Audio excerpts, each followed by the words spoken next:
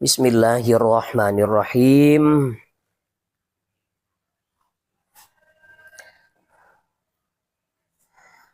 Wa qala lan ngendika sapa Aliyun sapa Sayyidina Ali radhiyallahu an.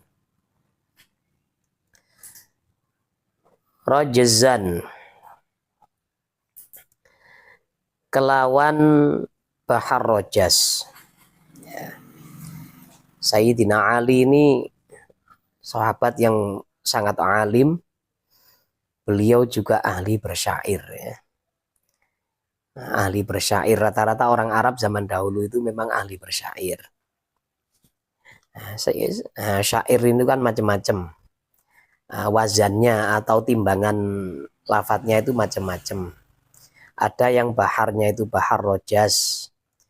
Bahar rojas itu biasanya dipakai sebagai nadzuman-nadzuman pelajaran ya. Contohnya abda'u bismillahi warrahmani wabirrahimi daimil ihsani, itu modelnya bahar rojas. Kemudian ukuran kalimatnya itu mengikuti mustafilun mustafilun mustafilun mustafilun mustafilun mustafilun. Nah itu. Terus kemudian Sayyidina Ali itu juga pernah beliau itu bersyair tentang cara mencari ilmu ya. Wazannya fu'ulun mafa'ilun fu'ulun mafa'ilun ya. Alala tanalul ilma illa bisittatin, itu milik Sayyidina Ali. Jadi alala itu Sayyidina Ali yang dawuh itu Sayyidina Ali ya. Subhanallah ya, memang ahli bersyair, walim, dan beliau ini gelarnya itu berbeda, punya keistimewaan di samping radhiyallahu an, karena semua sahabat itu radhiyallahu an. Nah, tapi beliau ini ada tambahan karramallahu wajhah. Nah, semoga Allah memuliakan wajahnya, karena apa?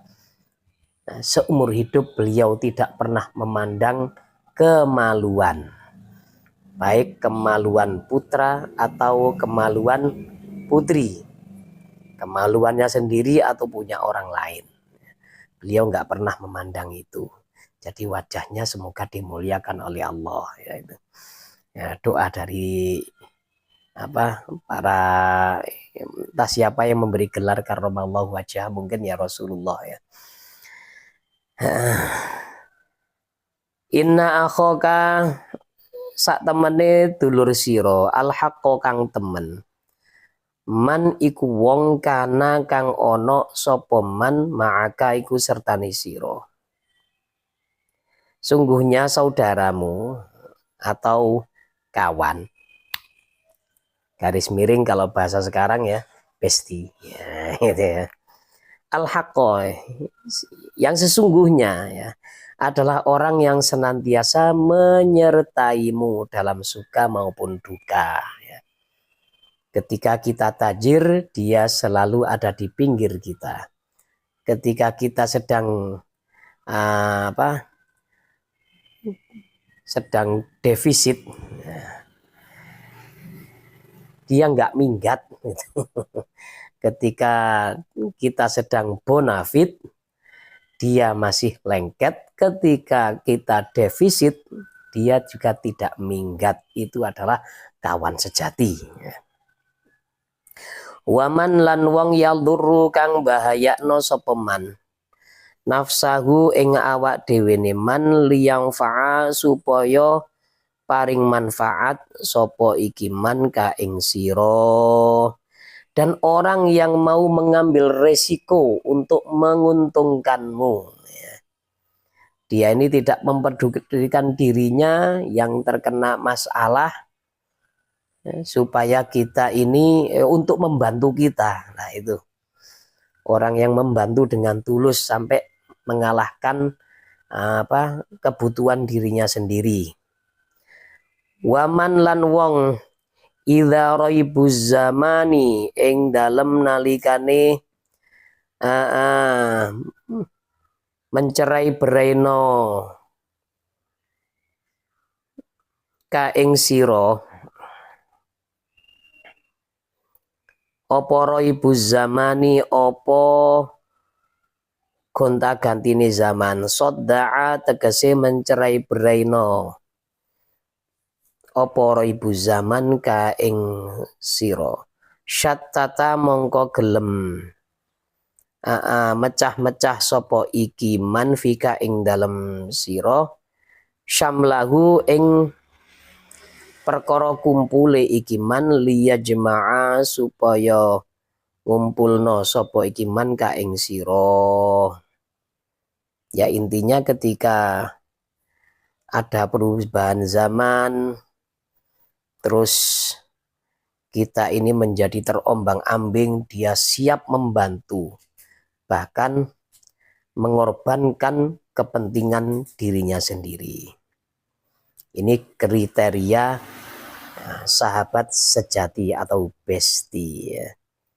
Ats-tsalitsatu, kriteria ketiga yang kita lihat dalam memilih dan memilah bestie adalah as-salahu, iku kesolehan. Yang ketiga, kita itu harus berkawan, sering berkumpul dengan orang yang mempunyai kesolehan. Kenapa kita harus berkumpul dengan orang soleh? Karena orang soleh itu adalah obat hati. Sampai dijadikan tembang Jawa itu kan, tombo ati iku limo perkarane. Maca Quran angen-angen sak maknane, kaping pindho wong kang soleh kumpulono. Ketika kita berkumpul dengan orang soleh, maka akan ada kedamaian. Orang soleh itu tidak akan membahayakan kita. Orang soleh itu, kalau dia ini memberikan pendapat, pasti pendapat yang baik. Orang soleh itu terlihat dari wajahnya. Kalau kita melihatnya, kita ingat kepada Allah, maka itu pasti orang soleh. Kalau kita melihatnya, kita ingat rupiah, nah, itu uang ketunyan.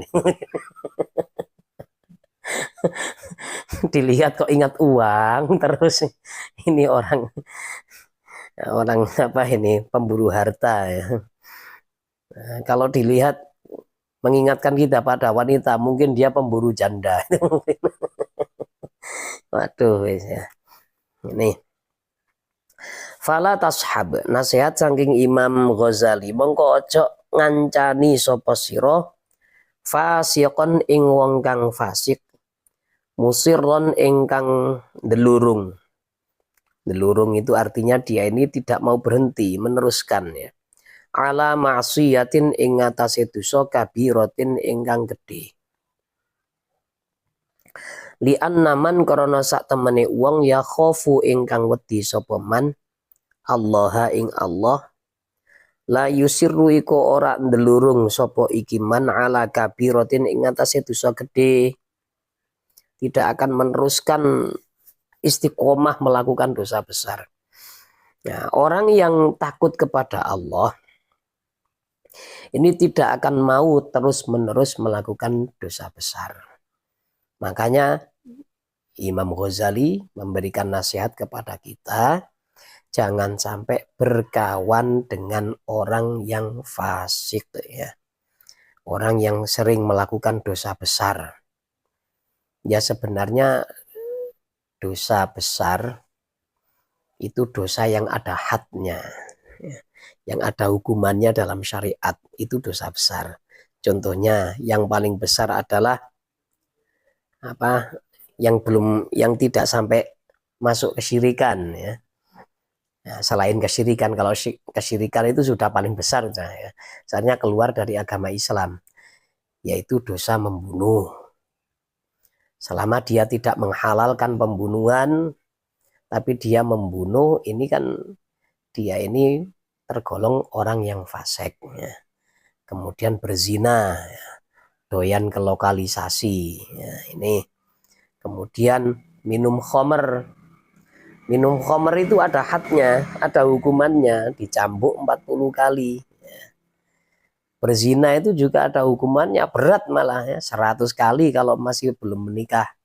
Kalau sudah menikah ya 100 kali. Apa dirajam, Masya Allah keliru. Dirajam, dilempari batu sampai mati. Saking buruknya perbuatan zina. Tapi alhasil orang melakukan dosa kecil secara terus-menerus itu juga bisa fasik. Bisa fasiknya. Nah, kalau dalam kitab Fathul Qorib misalkan ya, orang sengaja melihat farji wanita ya, tanpa ada hal-hal yang diperbolehkan, tanpa ada misalkan mudawah atau pengobatan atau bersaksi kalau dia ini zina atau tidak itu ya. Nah, cuma seneng melihat gitu saja. Itu sudah menjatuhkan keadilan dan persaksiannya tidak diterima. Nah, nanti kalau di Kitabul Hudud ya, di Kitabun Nikah itu ada seperti itu. Nah, ada salah satu ibarat kalau ada saksi melihat farji wanita tanpa ada keperluan syariat ya, maka dia ini persaksiannya nggak diterima, otomatis dia langsung jadi orang fasik. Padahal ya melihat itu ya dosanya ya nggak seberapa dibanding zinanya, tapi memang sudah mendekati sudah mendekati zina, itu maksiat mata. Ada orang suka meceng ya, di luaran ya, di sana ya, tiap hari godain perempuan, ini kan ya dosa. Kalau diteruskan lama-lama juga menjadi dosa besar. Nah, soalnya sedikit demi sedikit lama-lama menjadi bukit. Ya. Kecil ditabung lama-lama juga jadi besar kan seperti itu. Nah, jadi ada sahabat itu yang berkata, bagi saya, ya, intinya kesimpulannya bagi beliau, dosa itu semuanya besar. Jangan melihat dosanya, tapi melihat kamu durhaka kepada siapa. Itu. Nah, jadi kalau kita melihat apa kepada Allah, sekecil apapun pembangkangan kepada Allah itu adalah sesuatu yang luar biasa, ya. Sesuatu yang besar. Jadi para sahabat itu saking berhati-hatinya supaya tidak maksiat, menganggap setiap dosa itu adalah dosa besar, tidak ada dosa kecil. Karena memandang apa? Memandang kepada siapa orang itu berdosa, kepada siapa orang itu durhaka, ya, membangkang ini.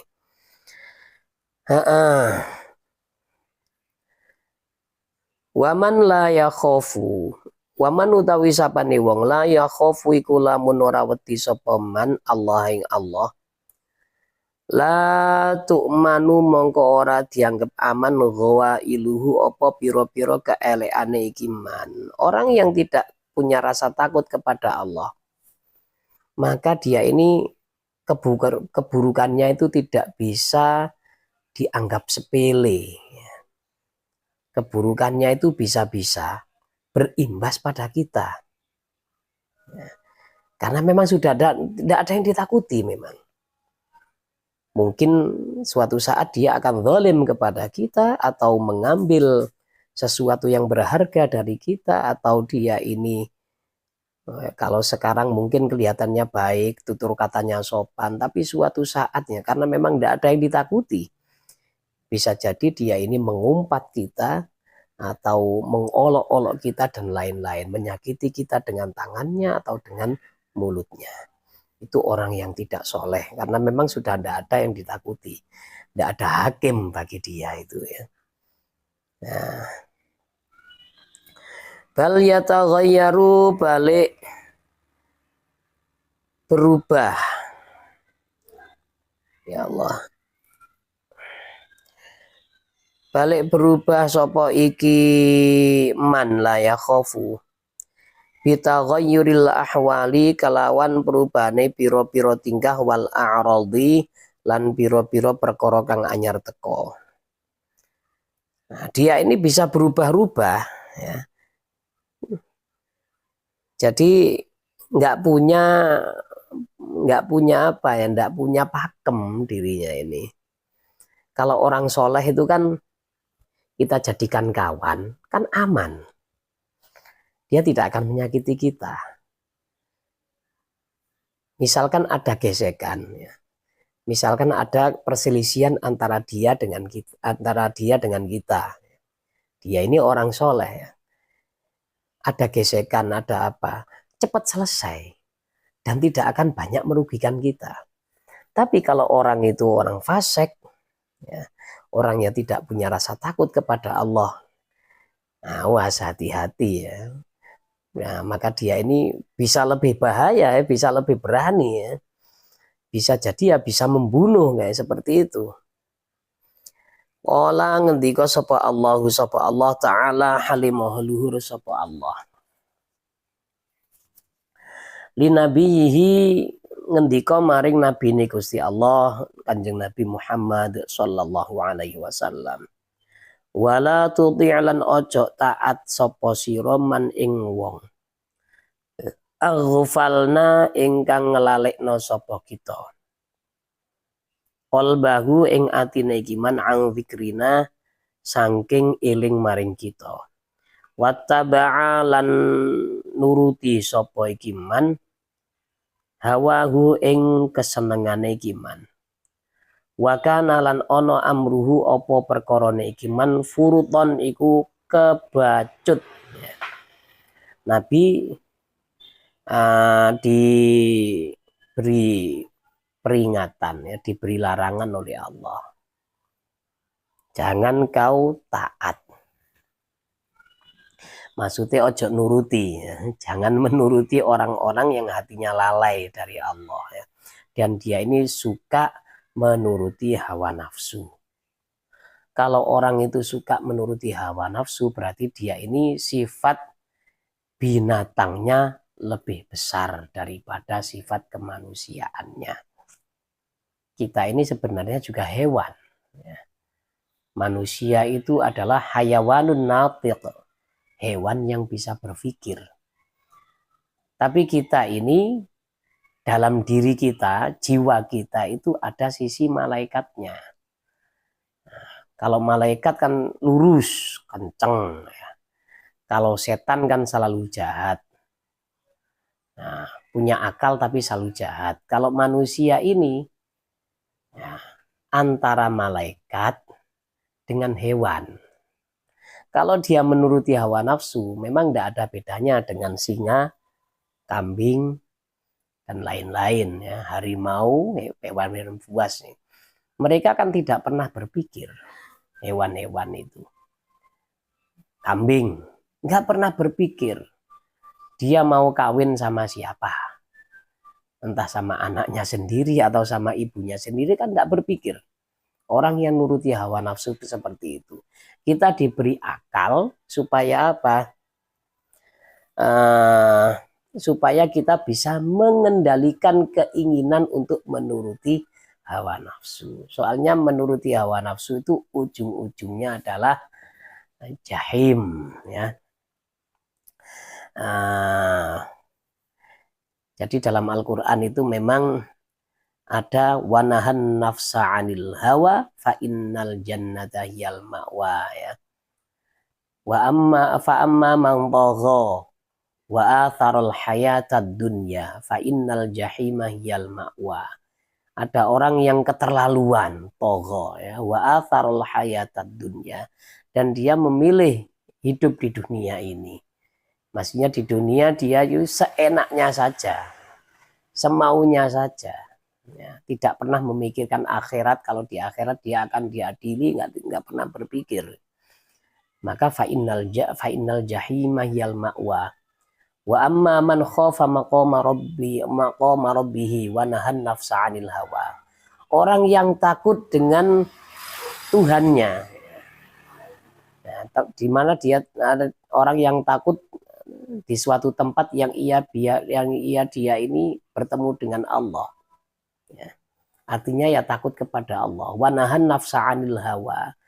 dan menahan dirinya dari hawa nafsunya, fa innal jannata hiyal ma'wa, maka surga itulah tempatnya. Ini ya. Fahdhar mongko wedya sapa sira suhbatal fasiqi ing ngancani wong fasik.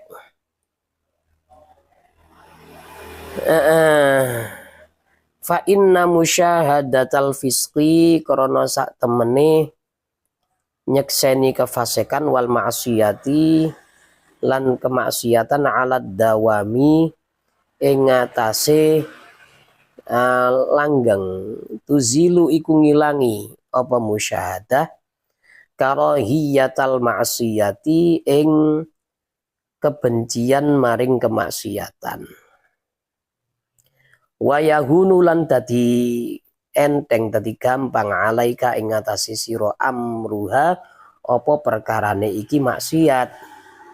Kenapa kita tidak boleh berkawan ya?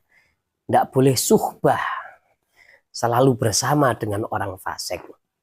Ketika kita bersama dengan orang fasik, kita kan pasti menyaksikan kefasikannya.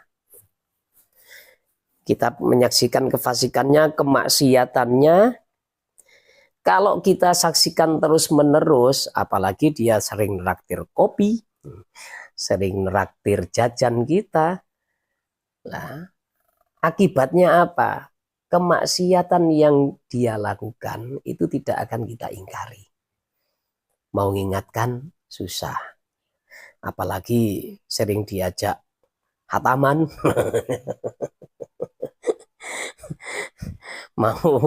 mau putus itu aduh ya memang ada ya, ada hafid itu yang tidak punya akhlak gara-gara dia ini nggak punya ilmu agama langsung menghafal Al-Quran. Bahaya ini ya, bahaya. Bisa-bisa apa, Al-Quran itu bisa jadi hujjatun alaihi, bisa membahayakan dia Qurannya ini ya.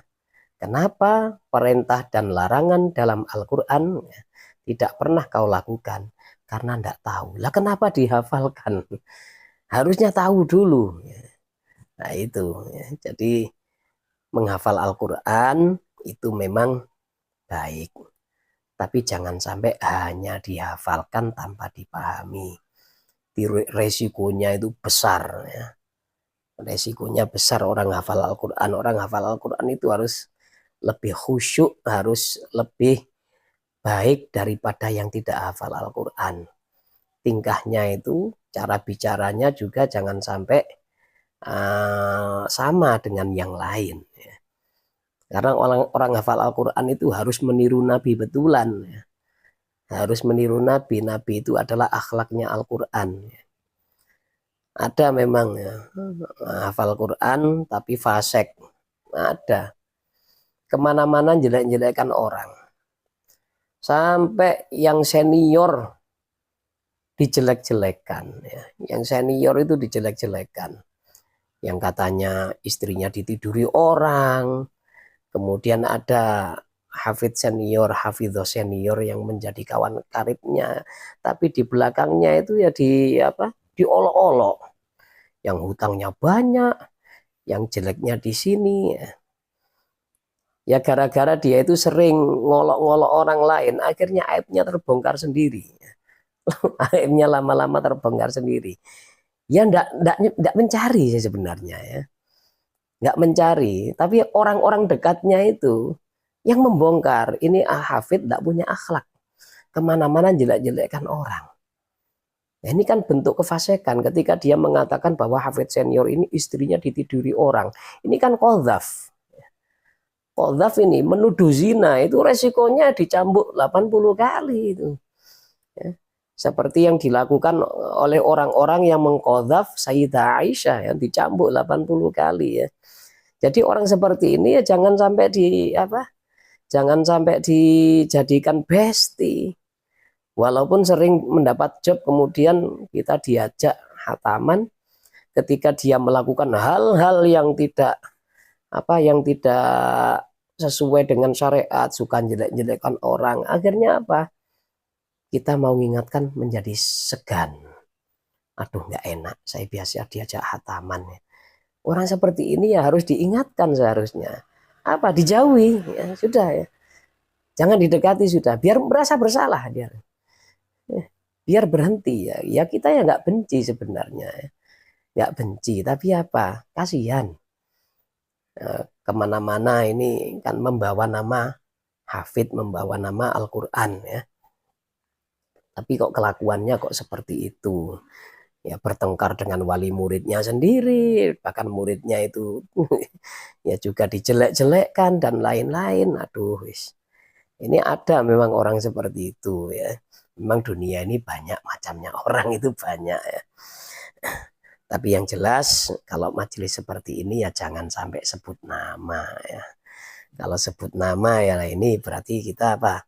Mempermalukan orang lain. Ini yang harus kita jaga ya. Nah, kecuali yang memang ahli bid'ah yang memang benar-benar apa? Harus dijauhi dan itu orang banyak harus tahu. Ahli bid'ah itu.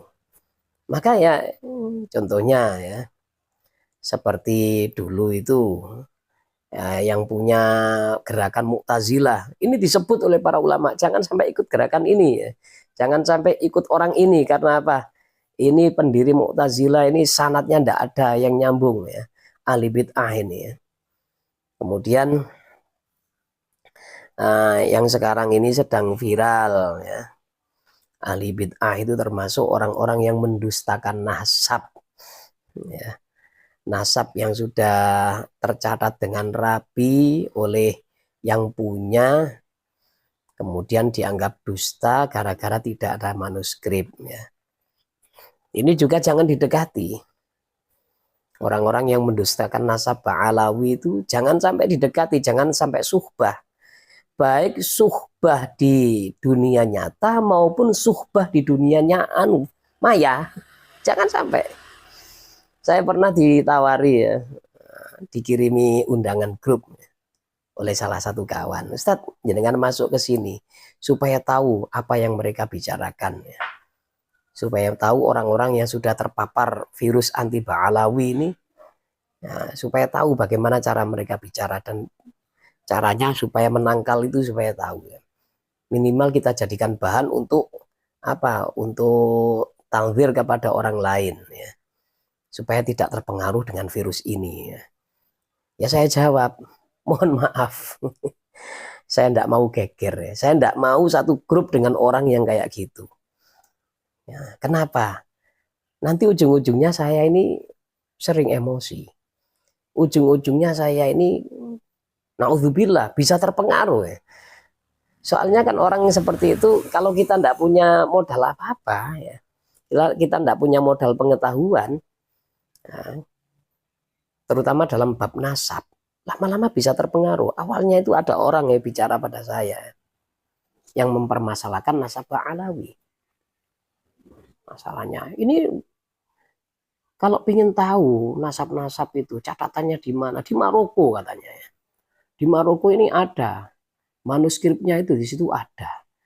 Kalau di Yaman itu wah ini Ubaidillah ini bukan anaknya ini Sayyid Ahmad Muhajir ini ya. Bukan anaknya ini karena tidak ada kitab sezaman gitu. Awalnya saya nggak tahu memang ya, nggak tahu dan agak sedikit terpengaruh. Untung saya itu punya guru. Untung saya punya apa masih berhubungan satu grup dengan alumni-alumni pesantren saya sendiri. Saya tanya pada Gus, ya, pada putra kiai saya ini ya bagaimana Gus seperti ini Gus? Langsung dijawab ya. Jangan diikuti orang-orang seperti itu. Nah, dan dari guru-guru kami, kalau masalah nasab itu cukup syuhroh wastifadhoh. Sudah terkenal, sudah itu sudah. Jadi kita kok ngurusi nasab orang lain. Kita sok tahu, padahal kita itu enggak punya modal.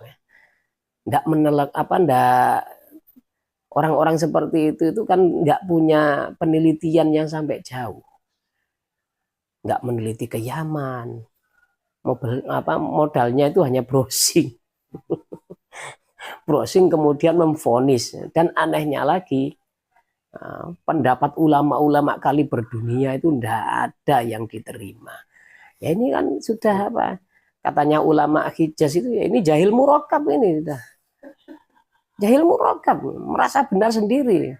Kecuali kalau dia memang hidup di zaman Sayyid Ubaidillah, Sayyid Ahmad Muhajir, bisa mengatakan hakul yakin. Namanya dia itu hidup di zaman sekarang modelnya cuma browsing. Browsing dari artikel-artikel anti Ba'alawi ya seperti itu saja. Langsung terpengaruh bahkan minta debat 3 hari 3 malam. Begitu didatangi kabur. Alah. Nggak usah ikut-ikutan. Karena apa? Resikonya kita bisa kecemplung. Ya. Sudah, saya cukup geger dengan satu orang. Sudah. Saya pernah geger dengan satu orang. Saya ingatkan, kamu ini murid alumni Sarang memang ya. Pernah mondok di Sarang. Tapi alumni apa? Mondoknya cuma 1 tahun. Ya maklum aja. Nggak begitu fanatik dengan Sarang ya. Mengatakan anti Ba'alawi, bahkan klan Ba'alawi ini dianggap sebagai dibandingkan dengan Ya'juj Ma'juj. Namun, nah itu memang ya. Jadi berkawan itu penting karena apa? Watak itu bisa mencuri. Kita berkawan dengan orang fasik, maka watak kita juga akan menjadi fasik. Dan bahkan ini ketika kita berkawan dengan orang fasik itu melakukan dosa dan sering kita lihat akhirnya apa? Kita tidak ada keberanian untuk mengingatkan, untuk mengingkari aja nggak mampu. Gara-gara sering berkawan. Inilah kehancuran Bani Israil di situ. Kehancuran Bani Israil ini awal-awalnya itu. Ketika ada orang maksiat, mereka ramai-ramai mengingatkan. Tapi setiap hari mereka ini sering bersama.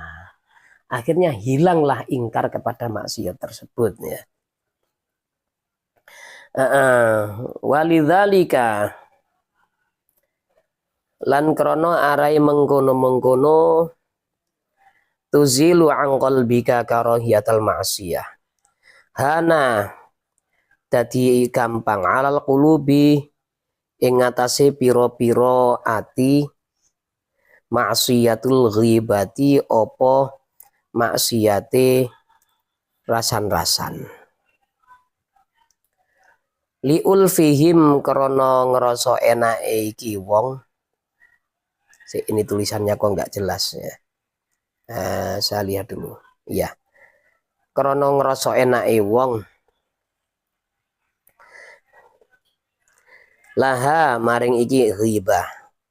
Walau ra'au lan lamun ningali sapa wong khotaman ing cincin mil zahabin saking emas au malbusan utawa klambi min haririn saking sutra ala faqihin ing atase wong ahli fikih lashtadda mongko yektine berat ingkaruhum apa ingkare iki wong akeh alaihi ing atase iki al mazkur min khotam wal harir wal ghibatu hale utawi rasan-rasan asyaddu iku luweh berat min dzalika timbang mengkono-mengkono khataman min dzahabin au malbusan min harir. Nah ini ya. Akhirnya ketika berkawan dengan orang-orang yang ahli ghibah itu kan dulu diterangkan lebih berat daripada berapa kali zina ya, 70 kali zina ya. Insya Allah ya. Ya semoga nggak salah ya. Kalau salah ya silakan tulis di kolom komentar. Lebih berat daripada 70 kali zina. Akhirnya apa? Berhubung sering berkawan dengan orang yang ahli ghibah, apalagi sering diberi sesuatu, nggak mau ingkar sudah. Menjadi pendengar setia gosipnya itu ya, merasa nyaman sudah. Nah, kalau mereka melihat ada orang yang punya pengetahuan agama memakai cincin emas atau memakai baju sutra, rame sudah. rame viral langsung. Gimana ini kiai pakai cincin emas, pakai kalung emas, pakai baju sutra ya, kayak cewek saja, rame. Padahal ghibah itu lebih parah ya. Lebih parah dari itu ghibah. Ar-rabi'atu utawi kang kaping papat Allah yakuna iku yen to ora ana sapa iki wong sing dikancani harison niku wong kang ngungseng alat dunya ing ngatasé dunia. Fasuh badul harisi mongko utawi ngancani wong kang ngungseng alat dunya ing ngatasé dunia samun iku racun qatilun kang mematikan. Li anna tiba'a karena sak temene piro-piro watak majbulatun iku di watakno atau diciptakan alat tasyabbuhi bersifat ing ngatasé niru wal iqtidai lan nurut. Balit tab'u bali utawi watak yasriqu iku nyolong apa at-tab'u minat tab'i saking watak liyane. Yang nomor 4 adalah kawan kita itu janganlah ya orang yang suka, orang yang keterlaluan dalam berburu dunia. Cara Jawa ojo wong sing kedunyan itu ya. Jangan orang yang terlalu nguber dunia sampai tidak menghiraukan akhirat ya. Bicara-bicara ketika bincang-bincang urusannya pasti dunia terus urusannya, tidak ada bicara tentang akhirat ya. bisnis terus akhirnya apa, otak kita juga tercuci nantinya, watak kita pasti akan meniru, kelihatannya enak ya kalau orang itu jadi orang kaya, saya tak usaha biar kaya. Nah, karena apa? Watak yang baik itu akan mencuri watak yang buruk. Ya, akan tertular maksudnya. Kita punya watak yang belum pernah tersentuh oleh akhir dunia. Ya. Kita tidak punya watak sebagai pemburu dunia yang keterlaluan. Tapi kita berkawan dengan orang yang seperti itu, lama-lama kita jadi ikut-ikutan. Nah, itu. Ya. Min haitsu la yadri saking sekirane ora weruh sapa iki wong famujala satul harisi mongko utawi ngawori lungguh wong kang ngungseng tazidu iku nambahi apa mujalasah fi khirsika ing dalem ngungseng sira. Wa mujalasatus zahidi utawi ngawori lungguh wong kang zuhud tazidu iku nambahi apa mujalasah fi zuhdika ing dalam zuhud siro ya. Nah, maka kita kalau sering duduk bersama orang yang ahli zuhud ya, mereka yang tidak begitu mementingkan dunia ya. Tapi orang zuhud itu jangan dipahami orang yang malas bekerja ya, bukan ya. Orang yang malas bekerja itu ya tidak boleh kita jadikan teman ya. Lama-lama kita juga malas. Kenapa? Kita jangan sampai malas untuk bekerja. Soalnya hidup kita ini biayanya tidak ditanggung tetangga, tidak ditanggung BPJS ya. Ketika jadi orang malas itu tidak boleh dikasih zakat itu. Zakat tidak diberikan kepada orang malas. Karena apa? Zakat ketika diberikan itu tujuannya adalah mengentaskan dia dari penerima zakat menjadi pemberi zakat. Ya kalau sifatnya dia pemalas, berapapun uang itu tidak akan bisa membuat dia berkembang. Soalnya malas. Nah ini orang yang zuhud itu dia ini adalah menganggap dunia ini bukan segala-galanya. Itu. Menganggap dunia itu bukanlah tujuan akhir dari perjalanan hidup. Nah, dunia itu hanya jembatan, bukan tujuan. Jadi orang yang zuhud itu ketika dia bekerja dengan giat, dengan keras misalkan, ini masih dalam koridor normal, masih dalam normal ya. Misalkan dia punya impian, saya ingin punya rumah mewah. Nah, buat sudah rumah mewah. Supaya apa? Supaya terhormat. Supaya nggak diremehkan orang. Ya bagus rumah mewah, tapi sesuai kebutuhan. Kalau orang itu punya sifat zuhud, cukup satu rumahnya. Kalau memang dia tidak kemana-mana. Kalau dia itu pekerjaannya hanya ada di kotanya saja, cukup punya rumah satu, ya sudah. Nah, tapi ada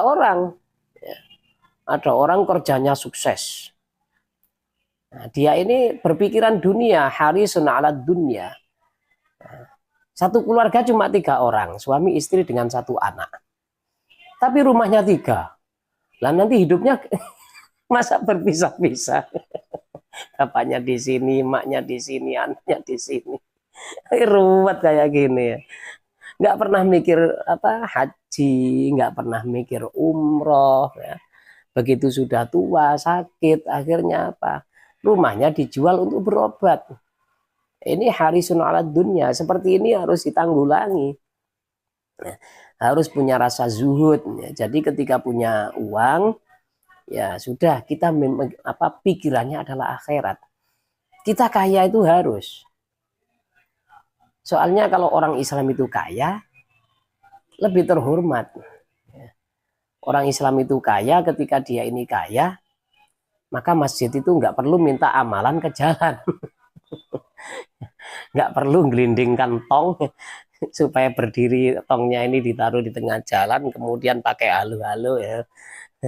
Monggo para sederek ingkang membantu pembangunan masjid ya. Baitul Jannah ini ya. Monggo segera lemparkan 500.000 kami terima. Ini tidak perlu. Kalau orang Islam itu memang bonafit ya. Ya contohnya ada pembangunan salah satu rumah sakit itu. Yang mendirikan adalah warga NU. Rumah sakit. Tapi karena orang NU-nya ini kiai-kiai, bukan konglomerat, jadi kekayaannya ini ya sebatas itulah. Ya. Nggak berdiri ini rumah sakit. Tapi begitu menghubungi Pak Haji yang konglomerat, ya punya karyawan 8.000, punya pabrik. Pak Haji, ini ada rumah sakit Pak Haji. Nggak pembangunannya ini layak mutu walayah ya Pak Haji. Apa itu? Nggak mutu, menghabiskan biaya. Oh ya sudah, apa kata saya? Jadi sekarang ya, kita harus kaya memang supaya apa? Supaya terhormat, supaya nggak diremehkan orang. Tapi kekayaan itu jangan sampai membuat kita tidak zuhud. Harta boleh di tangan, tapi jangan sampai di dalam hati. Nah, jadi seperlunya. Ciri-cirinya orang yang zuhud itu yang diambil dari dunia itu seperlunya. Nah, rumah butuh 1 ya hanya 1 sudah. Mobil butuh 1 ya sudah 1. Nanti kalau bosen pingin model baru jual atau kasihkan orang beli lagi. Jangan sampai orangnya cuma 1, mobilnya 15. Ini namanya apa ini? Tidak zuhud ini ya.